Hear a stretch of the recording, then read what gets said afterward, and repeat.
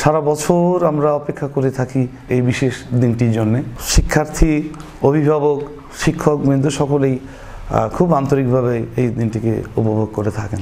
প্রকৃতির বৈচিত্র্যের সাথে সাথে আমাদের মানসিক পরিবর্তন, চিন্তা ভাবনাটা সেইভাবে আবর্তিত হয় সবসময়।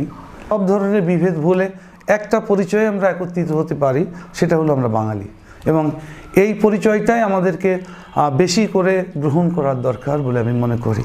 আমাদের শিক্ষার্থী, শিক্ষকবৃন্দ এদের সমন্বয়ে এবারের বৈশাখ উদযাপিত হতে যাচ্ছে।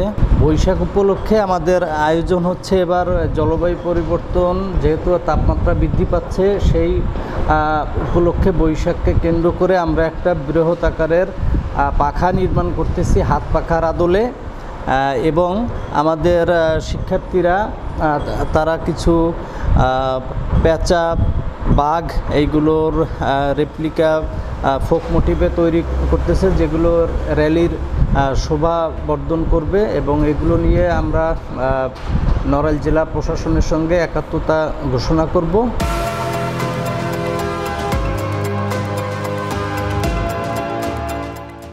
আসলে পহেলা বৈশাখ বাঙালির একটা ঐতিহ্য।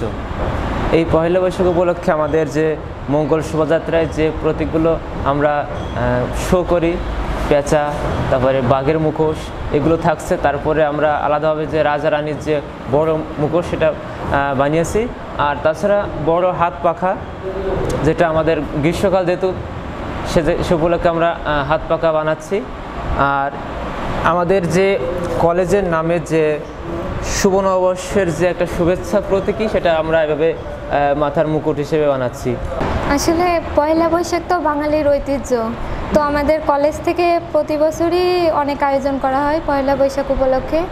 তবে এবছর সেই তুলনায় আমাদের আয়োজন কম করা হয়েছে। এবছর অন্য বছর বাঘ, পেঁচার মুখোশ, রাজা রানী, এছাড়াও বড় ধরনের পাখি কিংবা অন্য কিছু তৈরি করা হয়, কিন্তু এবছর আমরা সেই তুলনায় খুবই কম তৈরি করেছি। রাষ্ট্রীয় নির্দেশনার আলোকে নড়াইল জেলাতেও বিভিন্ন কর্মসূচি গ্রহণ করা হয়েছে। এর মধ্যে সকালে প্রভাতী অনুষ্ঠানটি নড়াইল ভিক্টোরিয়া কলেজের মাঠ থেকে সুলতান মঞ্চ থেকে শুরু করে মোটামুটি আমাদের যে বর্ণাঢ্য যে শোভাযাত্রা, সেখানে প্রথমত আমাদের যেটা হচ্ছে যে আমাদের জাতীয় সঙ্গীত পরিবেশন হবে, এবং এসো হে বৈশাখের মধ্যে দিয়ে এই দিনের শুভ সূচনা হচ্ছে। এরপরে আমাদের বর্ণাঢ্য শোভাযাত্রা, র্যালি অনুষ্ঠান হবে। বিভিন্ন সামাজিক, সাংস্কৃতিক যে সংগঠন আছে তাদের সমন্বয়ে জেলা প্রশাসনের নেতৃত্বে আমাদের র্যালিটি হবে। র্যালি শেষে আমাদের জেলা প্রশাসনের নেতৃত্বে জেলা শিল্পকলা একাডেমি সহ সাংস্কৃতিক অনুষ্ঠানের আয়োজন করা হয়েছে।